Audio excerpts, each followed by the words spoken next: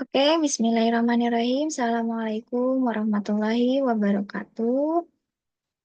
Terima kasih Bapak dan Ibu semuanya. Selamat malam Bapak Ibu semuanya. Terima kasih yang sudah gabung ya di dalam kegiatan virtual ini. Mudah-mudahan Bapak Ibu semuanya diberikan kesehatan. Amin ya Allah ya Rabbal Alamin. Oke, di sini perkenalkan nama saya Rizfa Hasna. Saya dari SMP PUI Cicuru Kota Tasikmalaya. Di sini saya ikutan CGP Angkatan ke-11 Kota Tasikmalaya. Fasilitatornya yaitu Ibu Julia MPD dan pengajar praktiknya adalah Ibu Daniati SR Daniel SPD.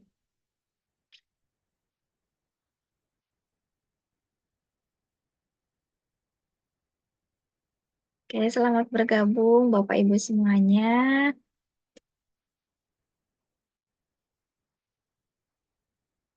Oke, sebelumnya kita awali dengan pemantik ya. Di sini Bapak Ibu bisa jawab setuju atau tidak setuju.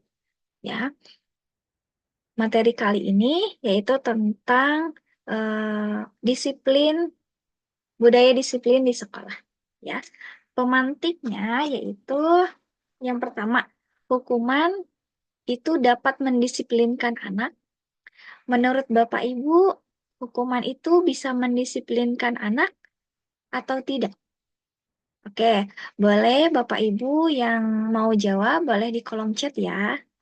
Nah, biasanya kan kita di sekolah supaya anak menjadi lebih disiplin itu dengan adanya peraturan dan juga sanksi atau hukuman, sehingga anak bisa jerak, ya, gitu Bapak Ibu. Selanjutnya yang kedua, pemberian hukuman dengan hal positif seperti membaca atau membersihkan halaman sekolah dapat meningkatkan disiplin anak. Ya, Eh, ini juga biasanya kita lakukan di sekolah juga. Kan pemerintah menyayangkan bahwa adanya pemberian hukuman secara fisik, sehingga pemerintah mengadakan sekolah ramah anak. Ya, menjadikan hukuman ini tidak berarti apa fisik ya. Jadi harus ada hukuman yang bisa mendidik. Ya, seperti membaca surat pendek misalnya atau misalnya membaca apalah gitu yang biasanya dilakukan oleh Bapak Ibu setiap harinya. Atau membersihkan halaman sekolah atau misalnya apa membersihkan WC gitu ya. Apakah itu bisa meningkatkan disiplin anak, Bapak Ibu?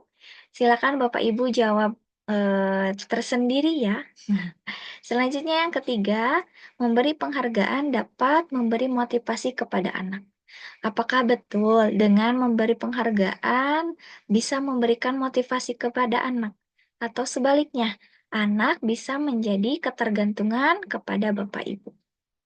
Oke, ini hanya sebagai pemantik saja. Bapak Ibu bisa nanti jawab apa tanyakan kepada diri Bapak Ibu sendiri.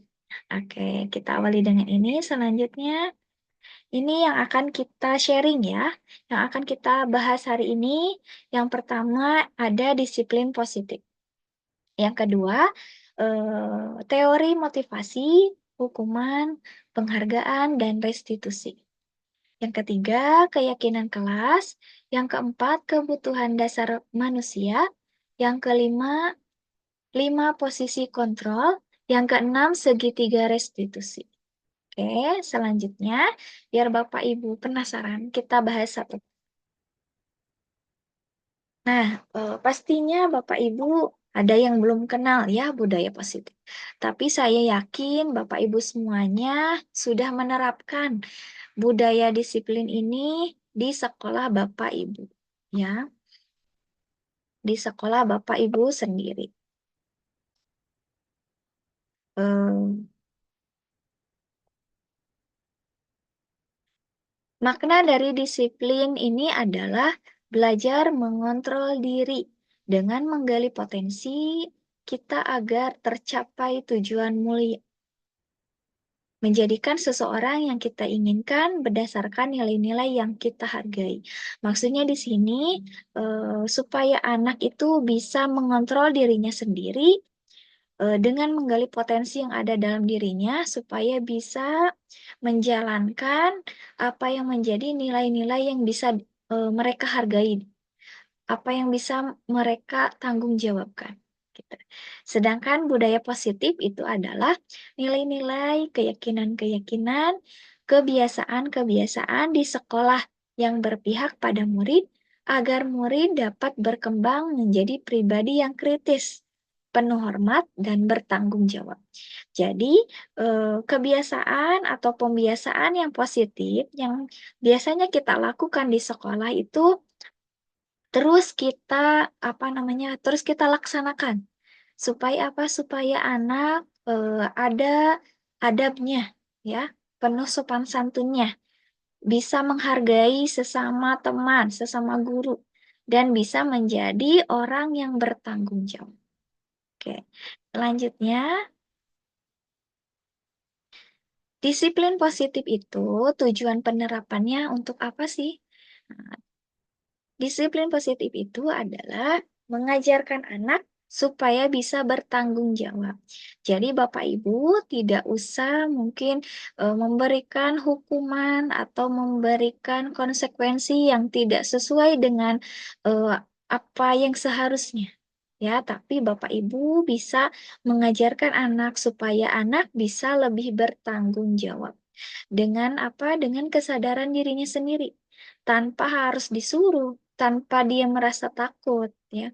Dengan apa? Dengan menerapkan nilai-nilai kebajikan, nilai-nilai kebaikannya.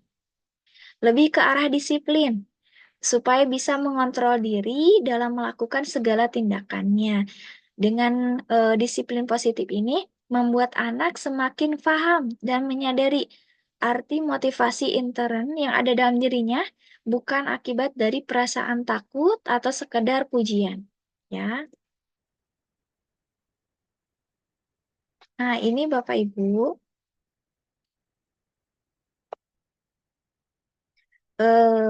adanya disiplin positif ini supaya sesuai dengan profil pelajar Pancasila.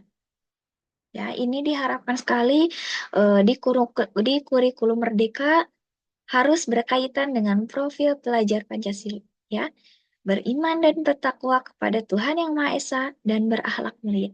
Dengan adanya pembiasaan seperti berzikir di pagi hari Asmaul Husna, surat-surat pendek, ya. Apalagi dan masih banyak lagi yang berkenaan dengan beriman dan bertakwa kepada Tuhan Yang Maha Esa. Lalu mandiri, supaya anak bisa menjadi dirinya sendiri, ya, menjalankan tugas dan kewajibannya tanpa disuruh, ya. Selanjutnya bernalar kritis. Anak di sini mempunyai hak apa namanya supaya dia bisa mencari wawasan yang sangat luas dan bisa dikolaborasikan dengan teman sejawatnya. Selanjutnya ada berkebinekaan global. Lalu ada gotong royong, mengajarkan bahwa anak tidak lupa akan adanya ciri khas dari bangsa Indonesia, yaitu bergotong royong dan juga kreatif. Ya, anak di sini diajarkan untuk kreatif. Nah, ini bisa dikaitkan dengan disiplin positif. Oke, selanjutnya ini adalah nilai-nilai kebajikan, Bapak Ibu.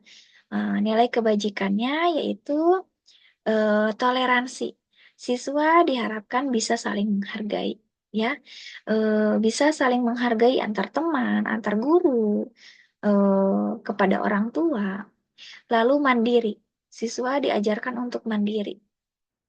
dia bisa mencari apa ilmunya, dia bisa mencari apa-apa sendiri dan bisa ditanyakan kepada bapak ibu gurunya di sekolah.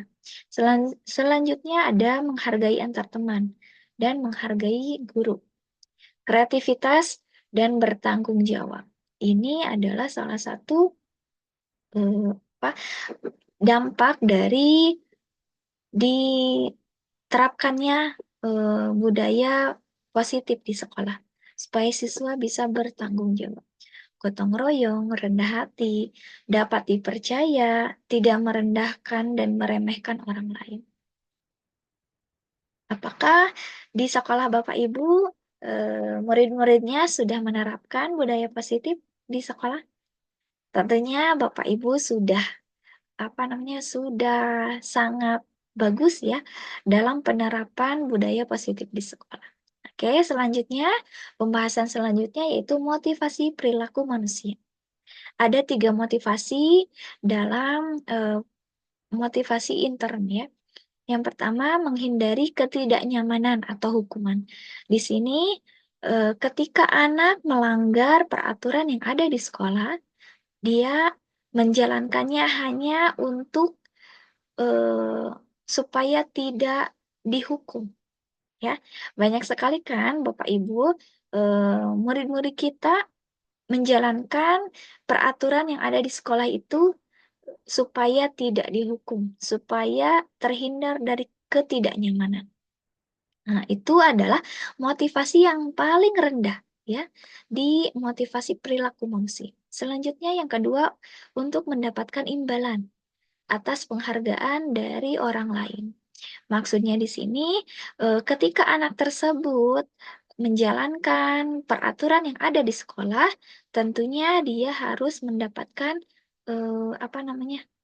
imbalan atau reward dari Bapak Ibu. Nah, apakah itu baik untuk murid-murid kita? Dalam penelitian bahwa imbalan itu atau reward itu menjadikan siswa itu bisa ketergantungan ya Bapak Ibu. Ketergantungan kepada Bapak Ibu guru tersebut atau yang memberikan reward atau imbalan. Sehingga menjadikan anak tersebut tidak hormat atau tidak eh, tidak menghargai kepada Bapak Ibu guru yang lainnya. Selanjutnya yang ketiga, untuk menjadikan mereka inginkan dan menghargai dirinya sendiri.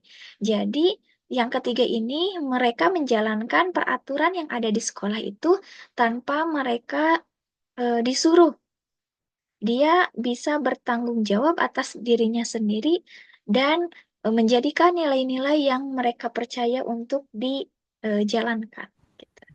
Nah, kira-kira murid-murid Bapak Ibu masuk ke nomor 1 atau nomor 2 atau nomor 3? Oke, Bapak Ibu bisa menjawabnya sendiri ya.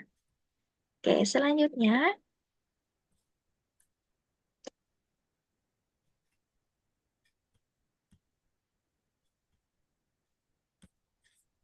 ini ada keyakinan kelas ya, Bapak Ibu.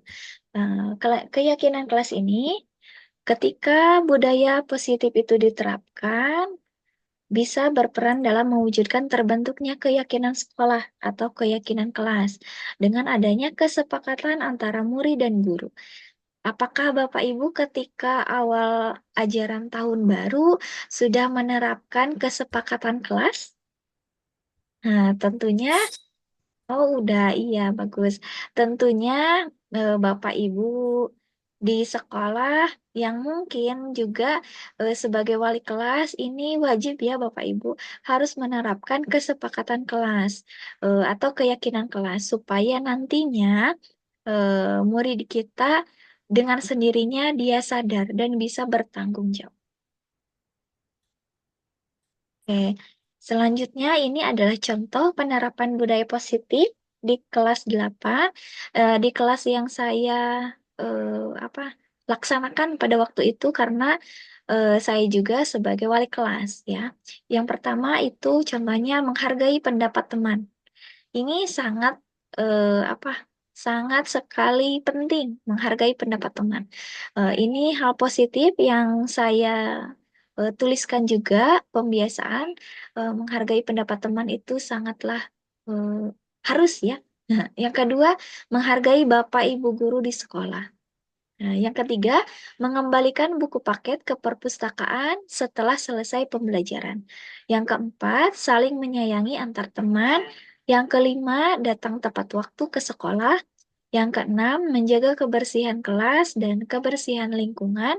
Yang ketujuh, tidak merusak barang yang ada di kelas atau di sekolah. Mungkin penerapan budaya positif atau kesepakatan kelas yang saya tulis dengan yang Bapak Ibu guru lakukan di sekolahnya masing-masing mungkin berbeda.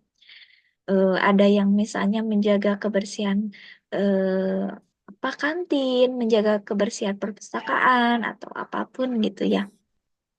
Nah, dari kesepakatan kelas ini diturunkan menjadi atau diubah menjadi nilai-nilai kebajikan yang sudah tadi saya jelaskan ya, nilai-nilai kebajikan. Menghargai pendapat teman itu nilai kebajikannya adalah saling menghargai atau adanya sopan santun. Ini sangatlah penting ya, karena Bapak Ibu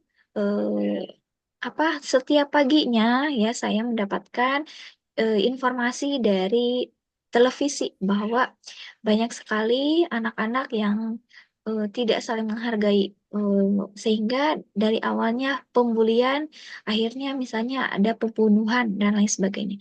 Itu akibat apa? Akibat anak tidak bisa menghargai temannya, tidak menghargai dirinya sendiri dan tidak menghargai orang lain. Yang kedua, menghargai Bapak Ibu guru di sekolah. Itu nilai kebajikannya adalah sama, saling menghargai atau kesopanan. Selanjutnya, mengembalikan buku paket ke perpustakaan setelah selesai pembelajaran. Jadi, siswa ini wajib ketika buku paket sudah ada di kelas, ya berarti harus dikembalikan lagi ke perpustakaan. Karena mungkin di sekolah kami buku paketnya itu terbatas, jadi siswa tidak memegang buku paket satu orang satu anak, tidak seperti sekolah yang lain. Jadi setelah selesai pembelajaran itu dikembalikan lagi ke perpustakaan. Hal ini menjadikan nilai kebajikannya adalah bertanggung jawab. Jadi siswa bisa bertanggung jawab atas buku paket tersebut. Selanjutnya, saling menyayangi antar teman. Ya, di sini ada nilai kebajikannya adalah rasa peduli. Dituangkanlah supaya anak bisa rasa pedulinya itu tinggi antar teman. Selanjutnya datang tepat waktu ke sekolah. Ya, meskipun mungkin telat 2 menit. Nah, berarti kan dia tidak bertanggung jawab, dia tidak disiplin waktu. Nah, ini mengajarkan supaya anak itu disiplin. Selanjutnya, menjaga kebersihan kelas dan lingkungan. Ini menjadikan anak bisa bertanggung jawab atas kebersihan kelas, terutama petugas piket yang ada di kelas tersebut. Selanjutnya, tidak merusak barang yang ada di kelas atau di sekolah. Nah, kalau misalnya ada barang yang rusak, berarti dia atau kelas tersebut harus bertanggung jawab. Jadi ini tanpa kita suruh, tanpa kita harus mengingatkan lagi, mereka sudah paham dengan kita ulang terus ketika ada kewali kelasan, kesepakatan kelas ini. Oke, Bapak Ibu, kita lanjutkan lagi. Nah, apakah Bapak Ibu ketika di kelasnya ada murid yang misalnya yang hyperaktif atau misalnya yang suka jahil atau Bapak Ibu yang suka bilang gini, oh si itu mah nakal. Nah, Bapak Ibu mungkin tidak bisa menjudge anak ya dengan tidak tahu latar belakang anak seperti apa. Ini juga tugas wali kelas itu harus mengetahui ya kebutuhan dasar manusia. Yang pertama, kebutuhan bertahan hidup atau survival. Kebutuhan akan makan, istirahat, olahraga. Misalnya ada anak yang dia tidak makan sebelum berangkat ke sekolah. Sehingga ketika temannya itu ada makanan di mejanya atau ada lagi makan, dia rebut. Nah, karena dia lapar, karena kebutuhan dasar manusianya itu tidak terpenuhi, ya, Bapak Ibu. Yang kedua, kebutuhan kasih sayang dan rasa diterima. Jadi, misalnya ada di sekolah saya, di kelas saya yang anak itu caper ya, Bapak Ibu. Baik itu kepada saya ataupun kepada guru yang lain. Kok ini kenapa gitu anak suka caper misalnya dalam pelajaran saya gitu. Nah, ternyata ditelusuri bahwa anak ini membutuhkan kasih sayang karena ibu dan ayahnya sudah berpisah ya Bapak Ibu. Banyak sekali kan murid kita yang bapak ibunya sudah terpisah atau ibunya meninggal atau ayahnya meninggal sehingga rasa diterima di kelompok nya masing-masing itu apa kurang gitu. Nah, ini bisa dikuatkan ya oleh Bapak Ibu. Selanjutnya yang ketiga kekuasaan dan penguasaan. Misalnya ada anak yang pintar ya Bapak Ibu.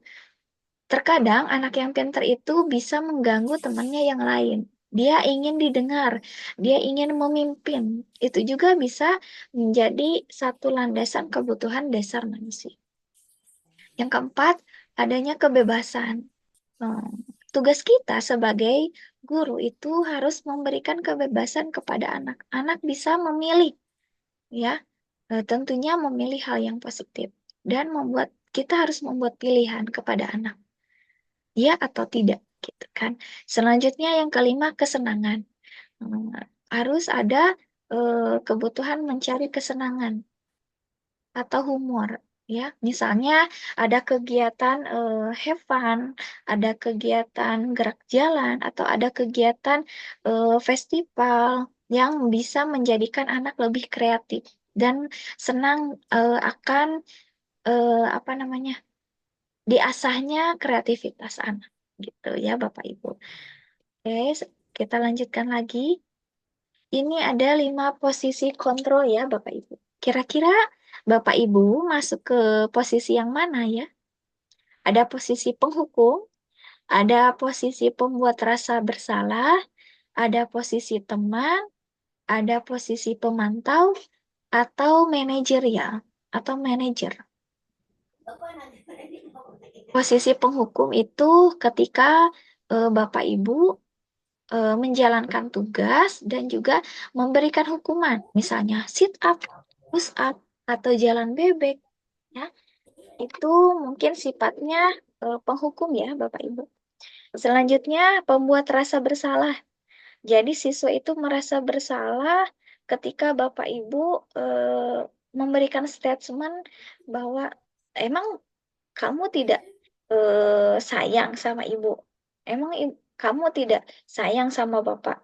Kamu itu terus terlambat setiap hari.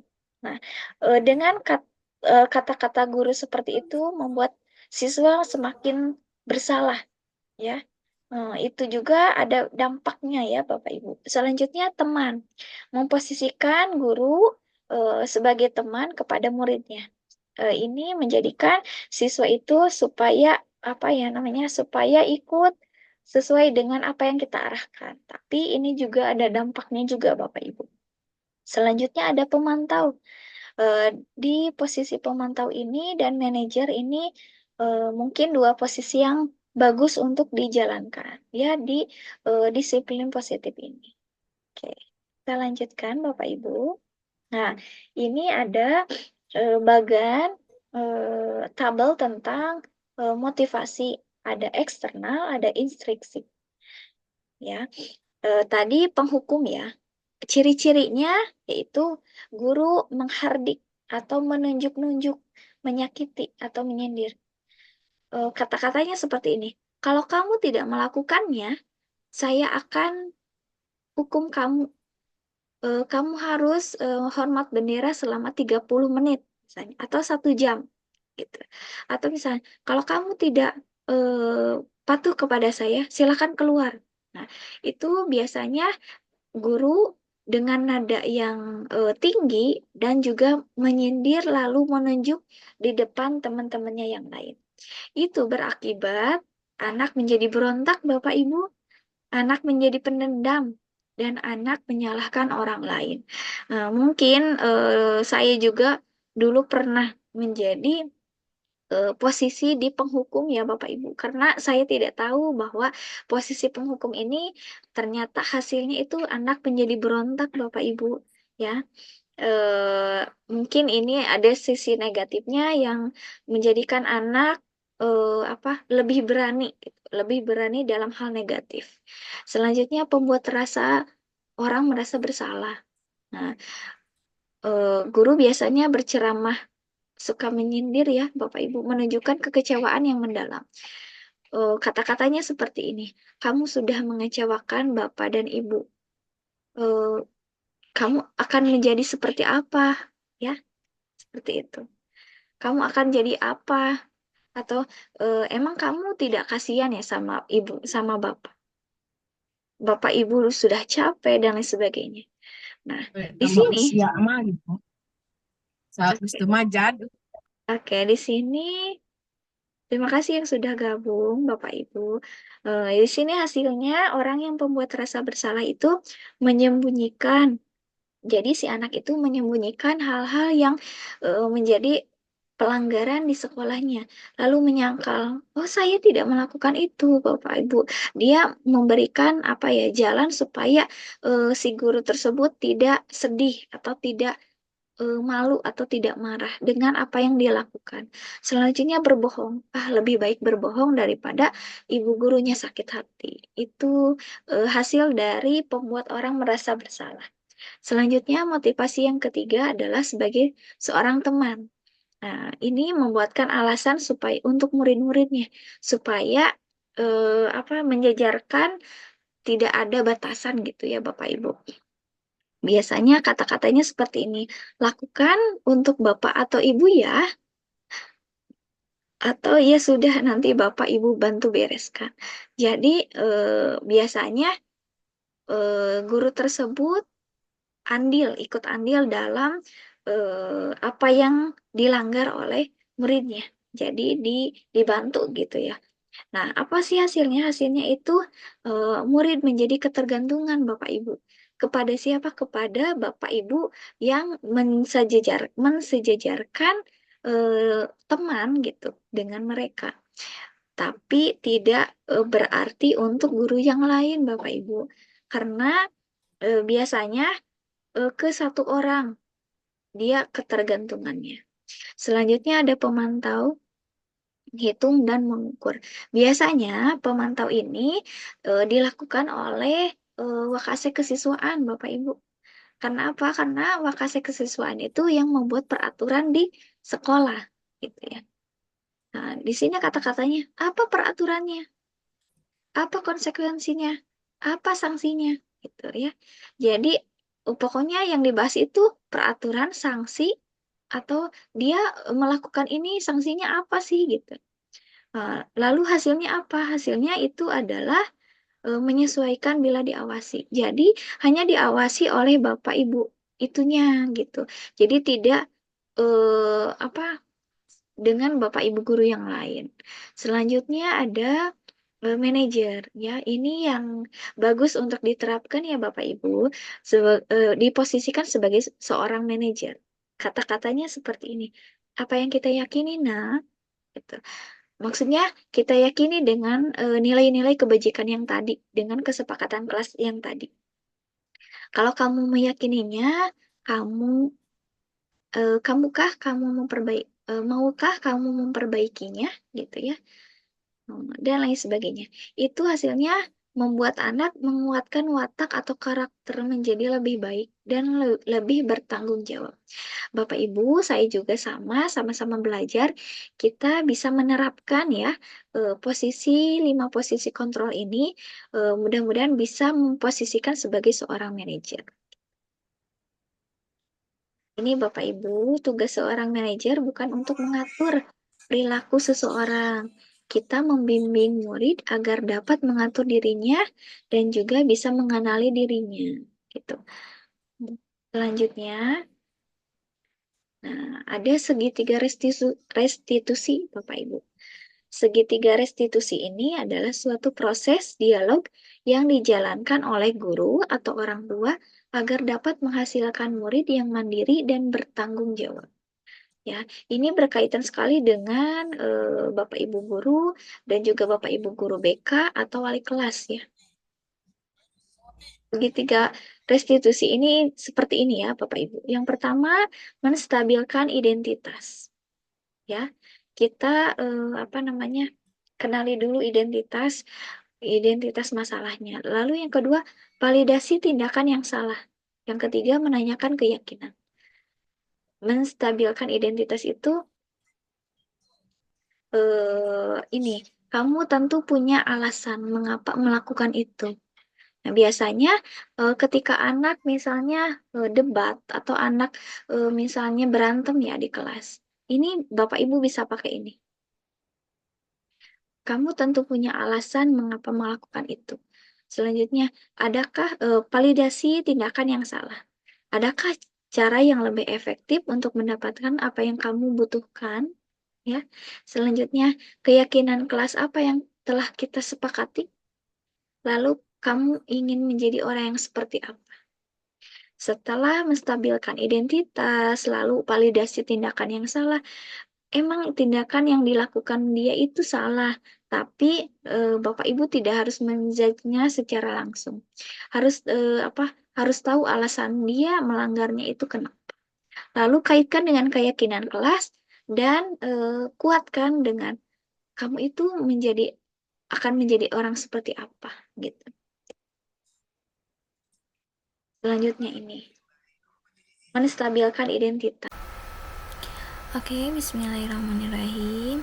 Mohon maaf Bapak Ibu, dikarenakan tadi ada gangguan teknis ya.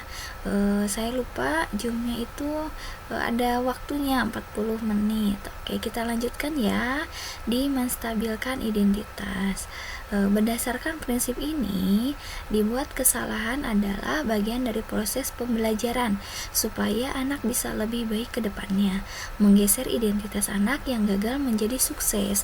Tentunya kita sebagai bapak dan ibu guru menguatkan anak ya, ketika anak gagal dan menjalankan pelanggaran yang tidak sesuai dengan peraturan sekolah, kita harus memberikan penguatan supaya anak bisa mengubah kebiasaan yang jelek menjadi lebih baik lagi, menjadi sukses untuk kedepannya ya. Tentunya ini menjadikan anak tidak dijudge secara tidak langsung. Oke.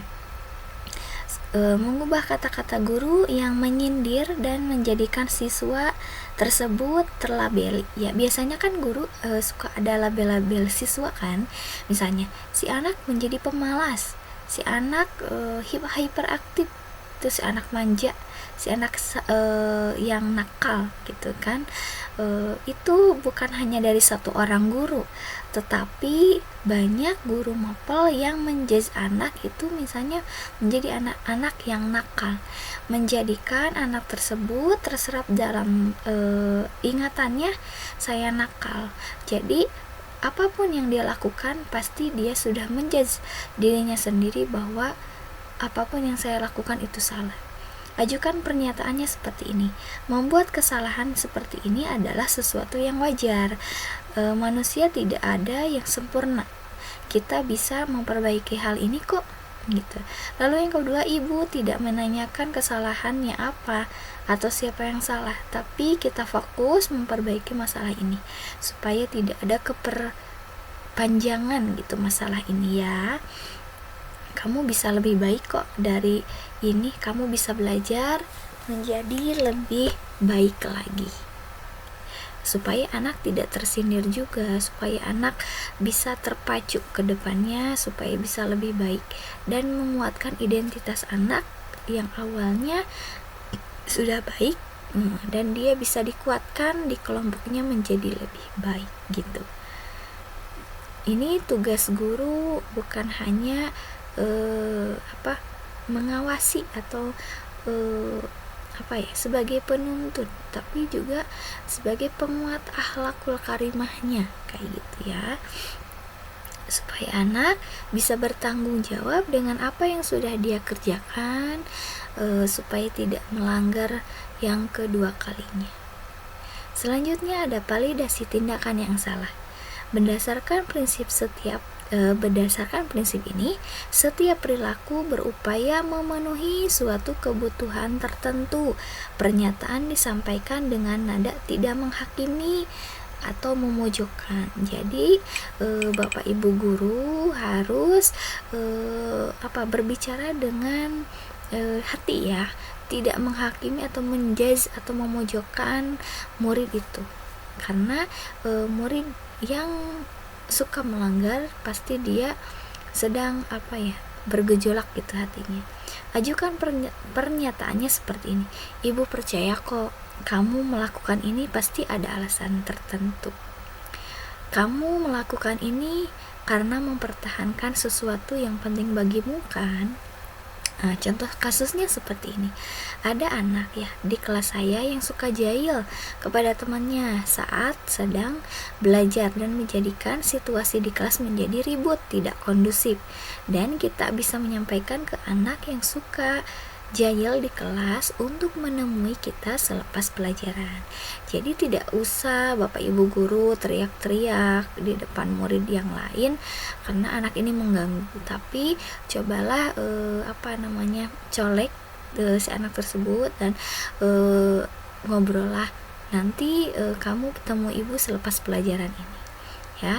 Terus ketika anak sudah berhadapan sama kita, kita tanyakan, alasanmu sampai ibu memanggilmu kenapa? Apa kesalahanmu? Lalu kita sambungkan dengan pernyataan validasi tindakan yang salah itu. Ibu percaya kok kamu melakukan ini pasti ada alasannya. Jadi ibu percaya kamu melakukan jahil ini kepada temanmu itu pasti ada alasannya. Misalnya karena si pelaku ini suka membuli nama orang tua korban. Jadi si korban itu menguatkan identitas keluarganya. Menanyakan keyakinan. Saat perilaku murid telah dievaluasi dan identitas sukses sudah stabil, maka murid telah siap mengaitkan keyakinannya dengan tindakan yang salah. Ya. Tentunya selamat bergabung ya Ibu Siti Yulianti. Selamat bergabung. Teman-teman yang lain juga boleh bergabung ya. Oke, kita lanjutkan di menanyakan keyakinan ini. Jadi kita kaitkan dengan tindakan yang salah tadi dengan keyakinan yang sudah kita sepakati di kelas. Pernyataannya seperti ini, karena saya sebagai wali kelas di kelas 8, pernyataannya seperti ini. Apa yang kamu yakini nak dari kesepakatan kelas kita? Dari ke-8 kesepakatan itu apa yang kamu yakini? Lalu nilai kebajikan apa yang telah disepakati? Ada bertanggung jawab, ada toleransi, sopan santun ya, dan lain sebagainya. Lalu kira-kira kamu mau jadi orang yang seperti apa setelah ini? Ketika ketika kamu masih seperti ini dan tidak mau berubah. Kamu mau sukses, berarti kamu harus menjalankan hal-hal yang positif, gitu kan? Kamu mau jadi orang seperti apa ke depannya? Kalau misalnya tindakan kamu masih sama seperti ini dan tidak mau berubah, tidak mau mendengarkan orang lain, tidak mau menghargai orang lain, berarti ini bisa dikaitkan dengan keyakinan kelas tadi. Anak disuruh untuk berpikir gimana nasibnya ke depannya, supaya anak bisa bertanggung jawab dengan apa yang dia pilihkan, dengan apa yang dia sudah lakukan. Oke, ini closing statement dari saya ya. Tidak terasa ya, mulai mari kita belajar bersama, berkolaborasi, saling mendukung dan saling mewujudkan budaya positif di sekolah sehingga menciptakan profil pelajar Pancasila. Oke, dari 6 pembahasan yang sudah saya sampaikan, mudah-mudahan Bapak Ibu bisa menerapkannya di sekolahnya masing-masing ya. Saya percaya Bapak Ibu semua sudah menerapkan budaya positifnya di sekolahnya masing-masing. Ini saya hanya mengingatkan dan menguatkan kembali ya Bapak Ibu, barangkali ada yang belum Bapak Ibu terapkan di sekolahnya, bisa diterapkan kembali ya. Ini akhir kata dari saya. Mohon maaf apabila banyak kesalahan, mohon maaf tadi ada kendala teknis ya Bapak Ibu, sehingga kita kembali pindah ke Google Meet ya. Mohon maaf Bapak Ibu. Terima kasih atas perhatiannya. Wabillahi taufik wal hidayah. Wassalamualaikum warahmatullahi wabarakatuh. Oke, terima kasih Bapak Ibu semuanya yang sudah hadir dan setia sampai hari ini. Ya, mohon maaf mengganggu waktunya, waktu istirahatnya.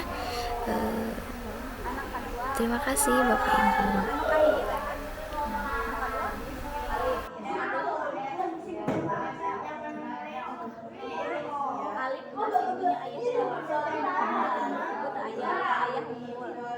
Ayah di rumah namun di pasangnya sarang nenek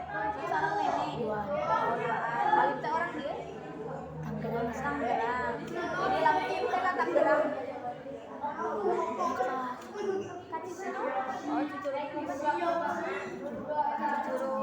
Cakat Subhanallah kayak gini Alif tahu nggak apa yang Alif punya kira-kira hari ini di pelajaran itu. Nah, ini salah Alif ini salah ada kira-kira apa Alif ini saja karena Alif ini daripada menggambar jadi langsung ribut.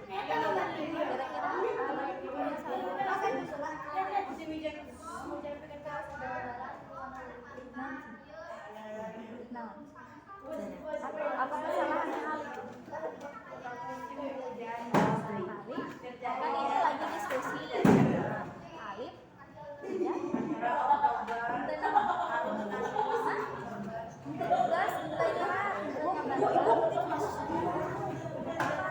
nilai ada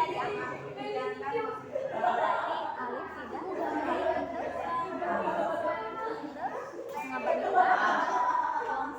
Berarti Alif tidak kelompok. Kira-kira yang dilakukan Alif betul atau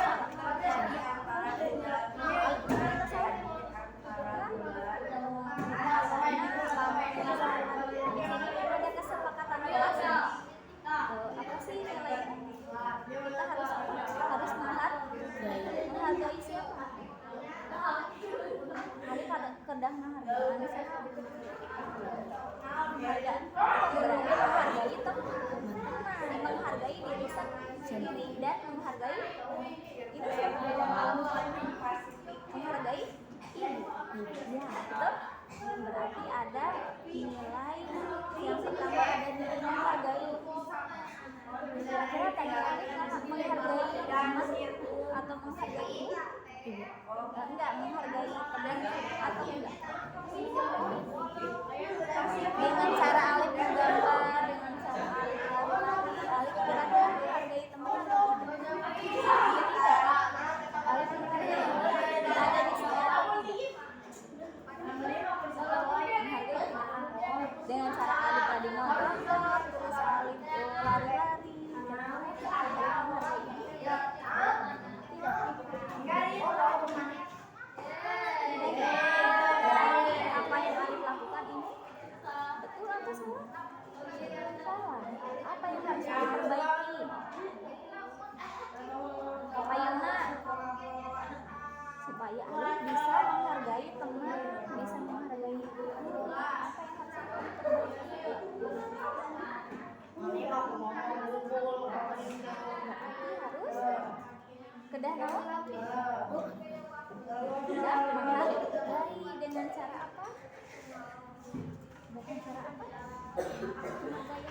Lamun menuju kelompok gini kedah naon kudu kedah naon lamun sok kerja kelompok ayeuna berarti kedah naon nulis harus nulis we alif ngabantu misalkan alif mengerjakan nomor 1 berarti alif harus baca ya pertanyaan cari jawabannya bantu dalam pertanyaan lalu nilai apa yang alif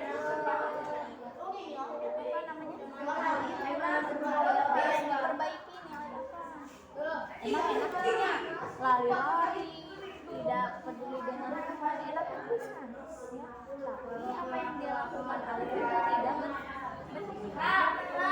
ya ibu percaya alif bisa ibu percaya alif nanti ke depan akan sukses tapi alif harus tahu kesuksesan itu harus ada proses ya kalau misalnya alif seperti ini gimana nanti ke depan kesuksesan ya tapi yang dilakukan oleh alif ke depannya harus lebih baik lagi nah berarti alif saat tidak alif harus menghargai alif harus menghargai alif juga harus membantu